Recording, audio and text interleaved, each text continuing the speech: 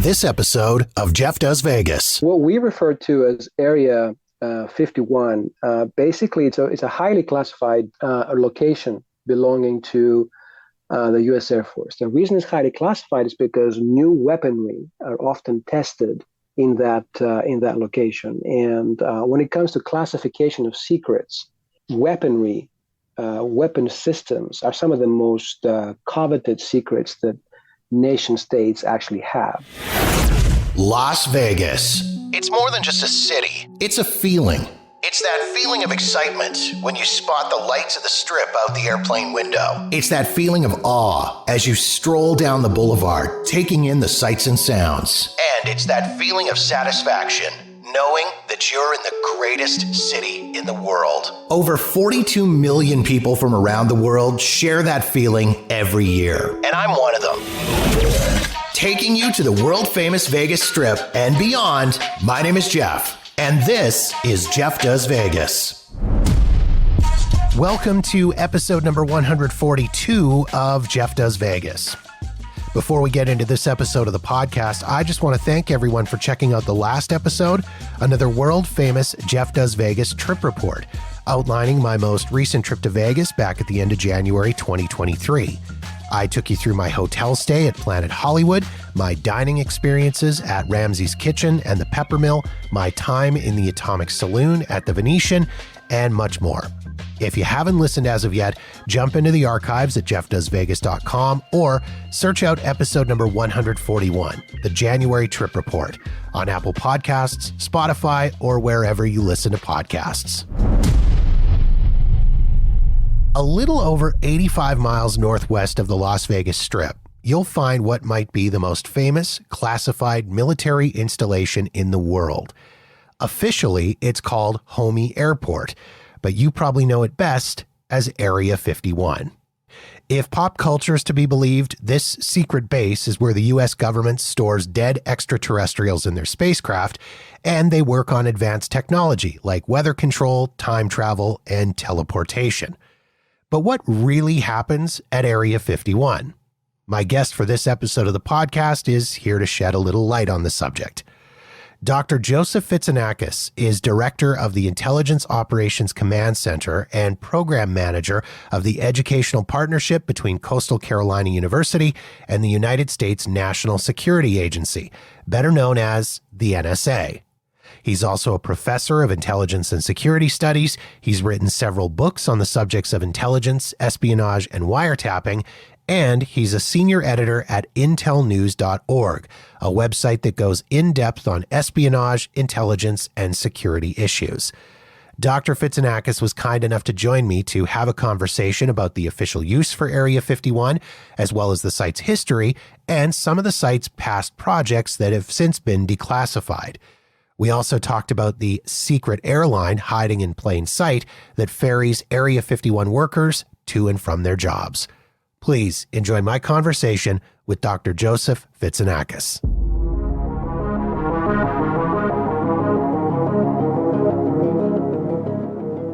When I got the opportunity back in the previous century to do a PhD, I thought I'd choose a topic that is interesting, that would keep me engaged for a number of years. Because with PhDs, it's not so much how smart you are, it's whether you have the patience to see the project through. And so I took on the topic of a very little research topic, and you'll be smart to choose a topic that has not been studied.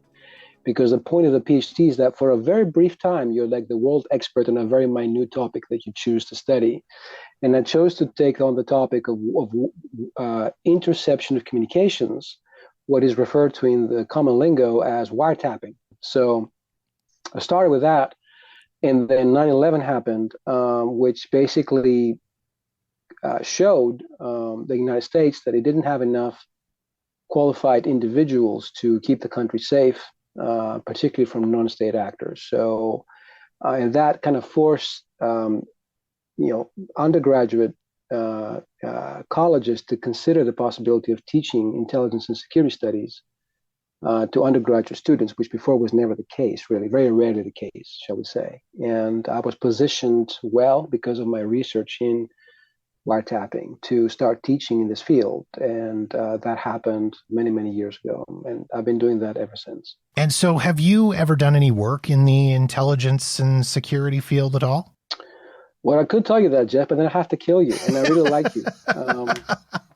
No, so I would just say that right now, my interest in Intel is strictly academic. Gotcha. Okay, perfect. Let's talk about the subject at hand, and that is Area 51. I think people are somewhat familiar with Area 51. They've probably heard the term through pop culture, movies, television, books, things like that.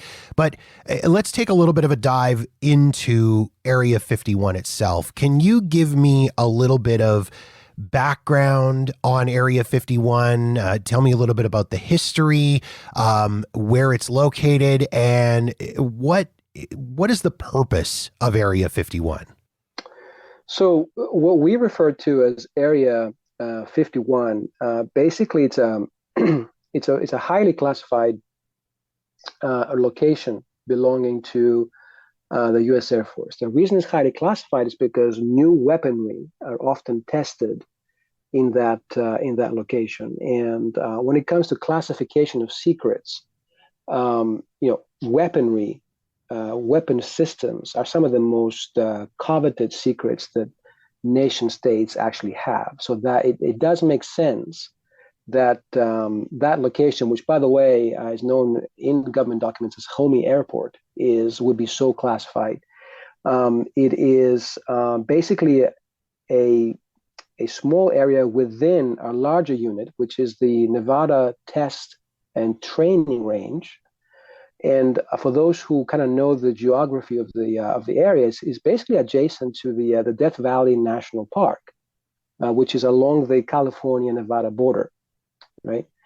Now that location began to appear in government documents around, not by that name, during World War II, when America, of course, having suddenly entered that global conflict, was forced to basically reinvent its intelligence and military establishment from scratch, some would say. So it began to appear during World War II documents, and then subsequently kind of grew in size in the 1950s during the sort of the beginning stages of the Cold War.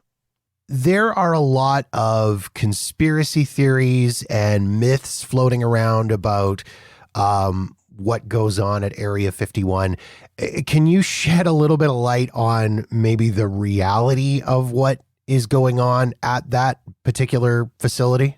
I mean, you have military projects and you have intelligence projects, and the two sometimes intersect and sometimes they don't. The earliest sort of intelligence usage of Area 51 can be traced in around 1955 by the Central Intelligence Agency. And the reason that the agency used this site was to test the so-called U-2 spy plane, right? So in government documents, for those who have read up on the U-2 plane, this is known as Project Aquatone.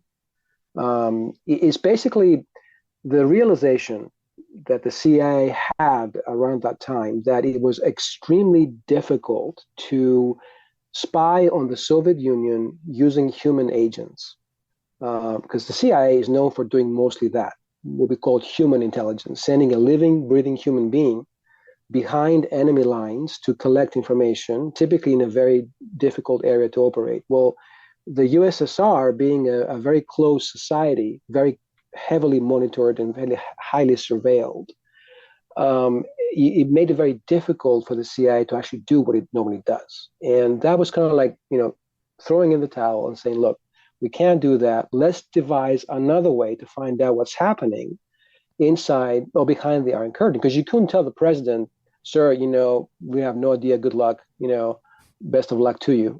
So the idea was to create essentially a spaceship, a plane that was flying so high up in the air that the Soviets couldn't see it.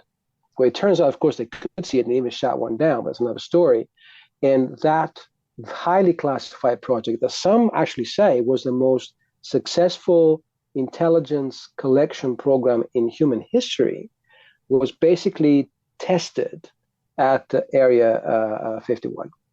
So if you, and that is kind of interesting example, an important example, because essentially nearly every known government program that is associated, that we know of, right, that is associated with Area 51 relates in some way or another to airborne reconnaissance, basically spying at a target from the air, right? If you look at other, so the U-2 plane, by the way, is still with us. Like we still use U-2 planes to collect airborne reconnaissance or intelligence. But things like the Lockheed Martin plane that eventually became the Blackbird, that everybody knows. I'm sure I've heard of that at least before.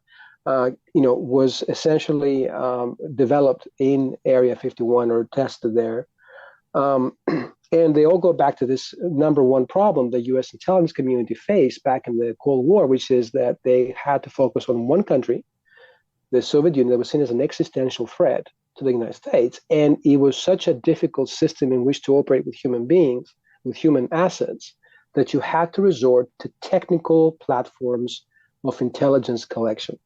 So essentially, all the cards the U.S. intelligence community had in terms of collecting information on its number one target related to airborne reconnaissance, mostly, at least at that part of the Cold War platforms. And many of them, if not most of them, were developed, tested at Area 51. That alone explains the secrecy behind that site.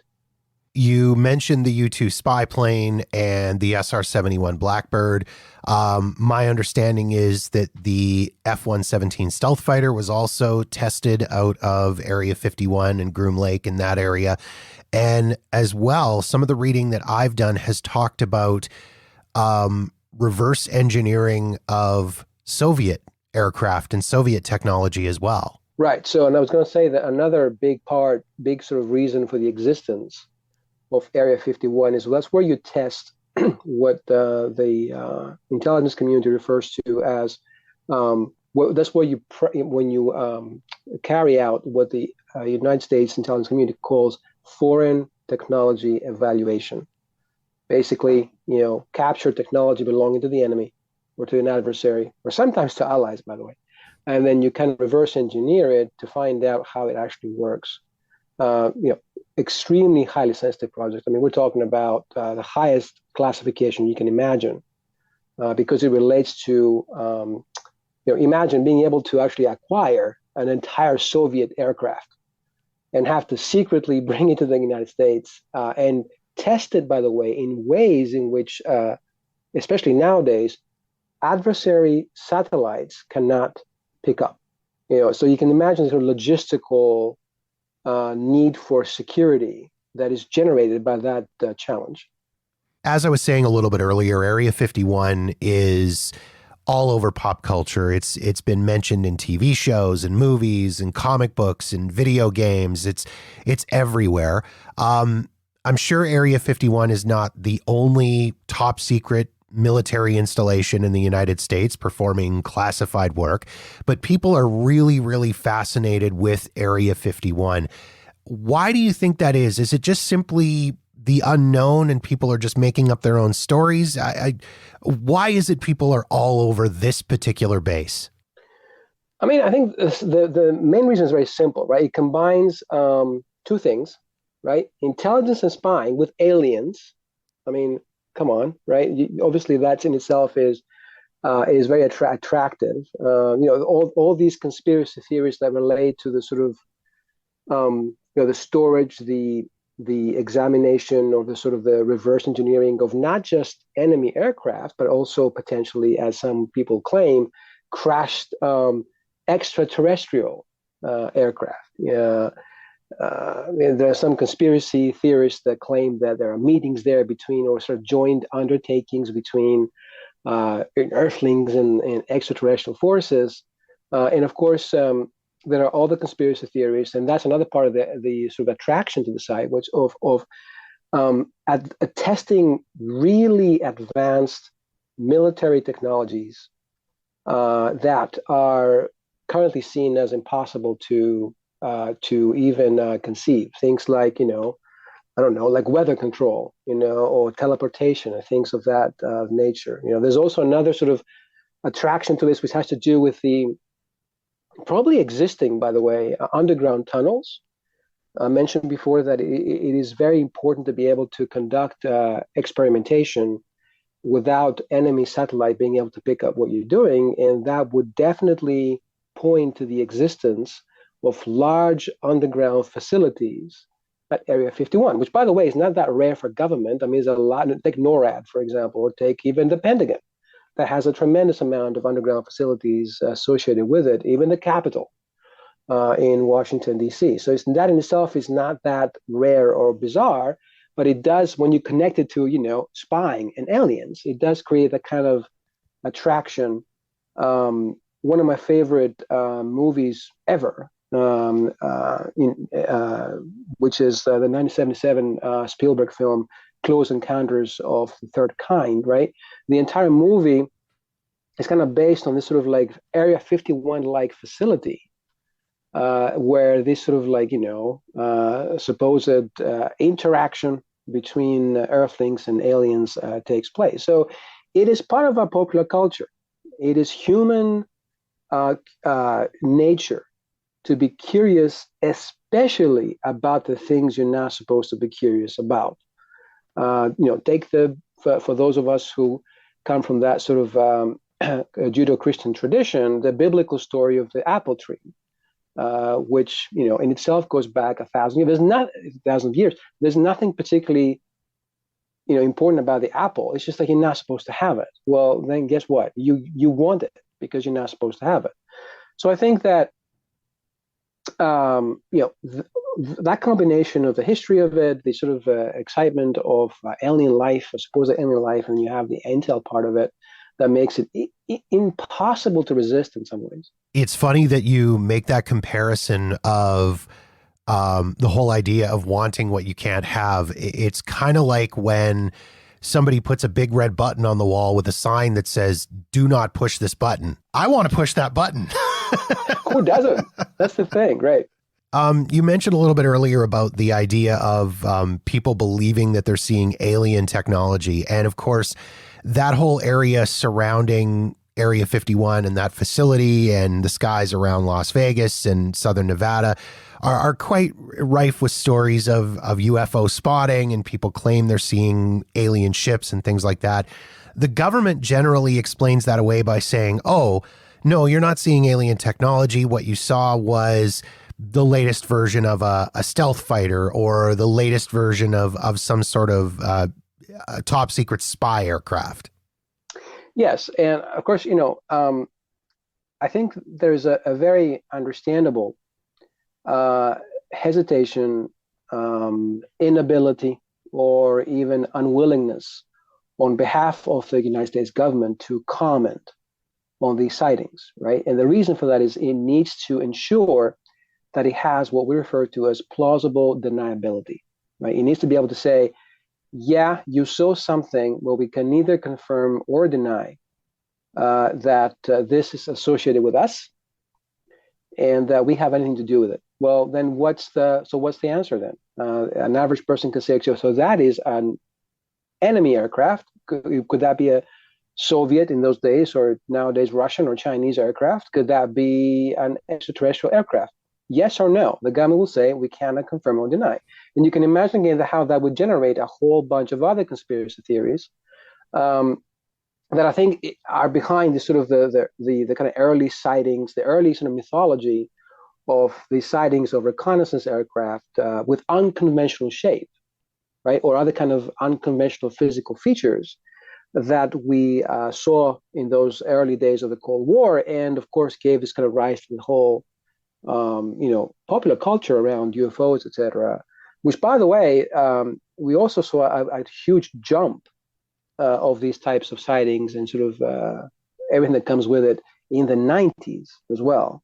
I think also a series like The X-Files, that was the thing to watch in the 1990s, largely was about that kind of popular culture, and it helped kind of regenerate interest, right? I think the interest actually kind of died in the 70s and 80s, and then The X-Files came back and brought it back in the forefront of popular culture. It's kind of interesting how that happened. Based on the looks of some of the aircraft that have come out of Area 51, like the U-2 spy plane or the SR-71 Blackbird or the F-117 stealth fighter, you can certainly appreciate how somebody would look at that and maybe see a silhouette of it from the ground and see it way up in the air, or the light patterns or whatever, and look at it and go, that doesn't look like any airplane I know exists.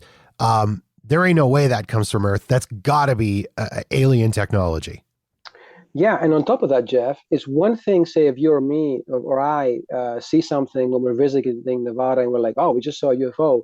People are going to think we're kind of like out there, but like it doesn't, it's different if, say, a pilot sees one and then says, he or she says, hey, I've recorded, here's a camera footage of this weird device or flying object. I don't know what it is. The control tower doesn't know what it is.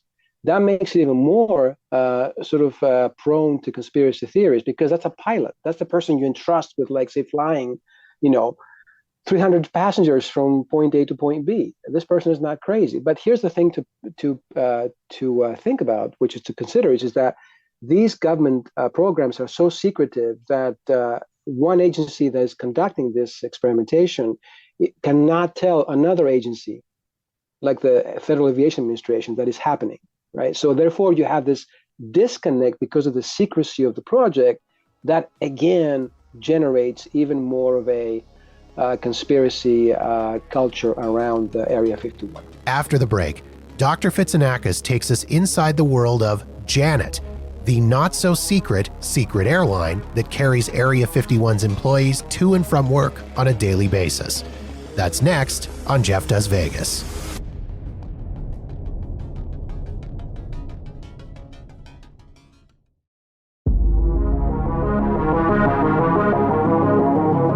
Any idea on the number of employees or the number of staff that are working at Area 51 at any given time? Well, with government agencies, the number of personnel is one of the most important secrets, because if you know how many people work there, you can imagine the size of the facility and all that kind of stuff. But I would think that several thousand would be a pretty wise or pretty educated guess. All those workers at Area 51 have to get to and from the job somehow. And the base isn't really the type of place that you can commute to the way, say, you or I commute to work every day, just cruising in our cars, listening to our podcasts or our favorite tunes or whatever. It requires a specialized method of transport to get to and from work. And anybody who's flown into Las Vegas over the last several years has probably noticed some very interesting aircraft. They are Boeing 737s. They are plain white. They've got a red stripe down the side.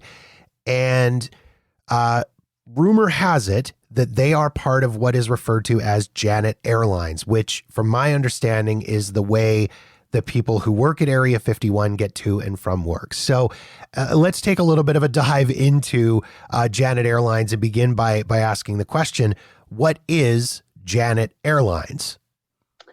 So what we refer to as Janet Airlines is essentially a small fleet of passenger aircraft. They are actually operated by a private contractor that is hired by the United States Air Force. Because remember, the whole site belongs to the U.S. Air Force, which means what? It means that all personnel and all pilots who work for Janet Airlines possess top security clearances. So they've been cleared to work on this project without revealing information to those who have no need to know about this. And what Janet Airlines does is it connects with Area 51 most of what the personnel that need to work there. So most of what Janet Airlines does is transport personnel actually from a single airport, the Harry Reid International Airport in Las Vegas. Those of us who have been to Las Vegas, chances are that, and we flew there, that's the airport that we use.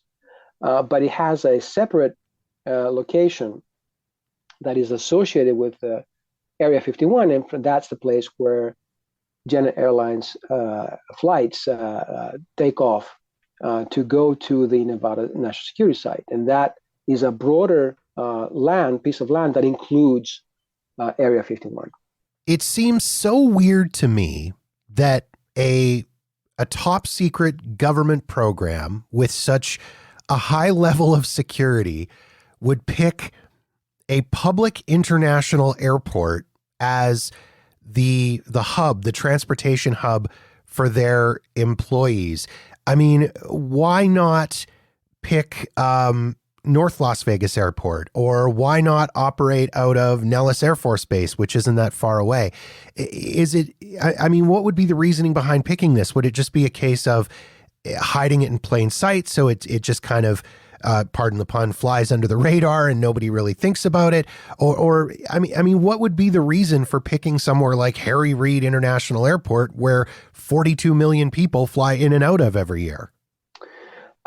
There's probably several reasons. I think the most obvious one is that I would imagine, and this is just pure speculation on my end, that the passengers that are being transported to and from Area 51 are not necessarily military personnel.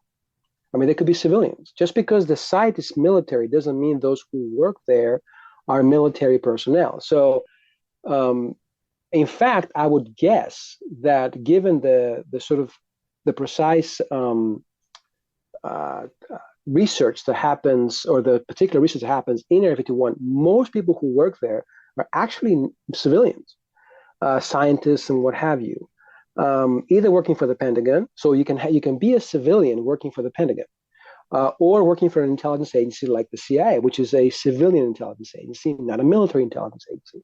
So it wouldn't make sense to have these people having to enter every single day a military base and then fly out from there and then come back to a military base and check out a military base. That's logistically very, very difficult. Just have them drive to a civilian airport, just like anybody else. And then just because you know that they're flying from there does not mean that they'll tell you what they do, because they all have top secret clearances. They've all been polygraphed. So the chance of you learning something about what they do is absolute zero. So I think that's the reason why you see that kind of contradiction, or at least it doesn't make sense when you look at this from the sort of layperson's point of view, does it? Offhand, do you have any idea how many people Janet Airlines carries on a daily basis? Yeah, I think that's probably one of the easiest questions you've asked me today, because there are actually folks who kind of monitor these flights as hobbyists, and you can actually tell by the size of the aircraft and how many flights go back and forth every single day, how many people are transported, right? So I think the numbers that's floating out there is about 1,200, which is probably a low estimate, I would think, but that's somewhat realistic, I would think. Now, my understanding is that Janet Airlines is just point A to point B, Harry Reid International Airport to Area 51 and back. They don't operate to any other bases or facilities, do they? No, that's it. They have one job. Right? And it must be kind of boring, by the way, for the pilots and the personnel that work on the planes, because they do one flight, one stop, one airport, by two airports, and that's it. So how does one go about getting hired on as flight crew with Janet Airlines? I'm assuming it's not like getting hired on with United or Delta or Southwest or any other quote unquote normal airline that operates anywhere in the world. It is not. First of all, you must be a U.S. citizen. Second, you have to apply not through the Air Force, but through a company called AECOM, AECOM, which is actually the most wealthy company you've never heard of. AECOM is actually a Fortune 500 company. You must then, of course, be selected to proceed to the next stage, which is an interview, a psychological evaluation, then a single scope background investigation, which, by the way, includes a polygraph examination. And then once you pass that, that's when you become eligible to obtain a top secret security clearance, right? So, by the way, and that means, for those of us who are in the kind of business, that means that almost certainly, and given that this is an Pentagon contractor, your security investigation will be conducted by the Defense Counterintelligence and Security Agency, which is a Pentagon agency that is in charge of monitoring the backgrounds of applicants for top secret and secret security positions. And this is not particularly unusual. These are the kind of folks I talk to every day because of my students who get hired in the intelligence community. So they will be the ones that are doing the back investigation for those who work in Janet Airlines.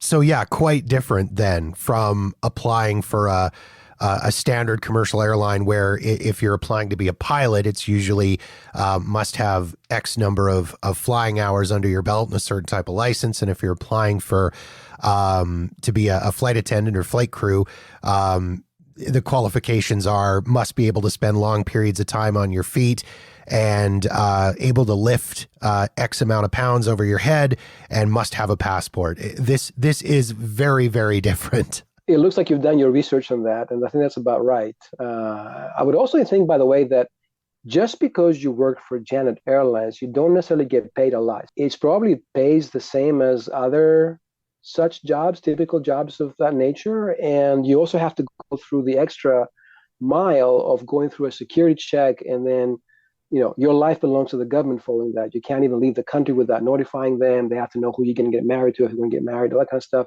So the people who decide to do this for a living, they really have, they want to do this. You don't do that lightly, lightheartedly. You definitely want to your mind and your heart must be in it. And that's kind of typical of these types of jobs. Something people should keep in mind as well, if they happen to be in Las Vegas, you cannot go and visit the Janet Airlines terminal.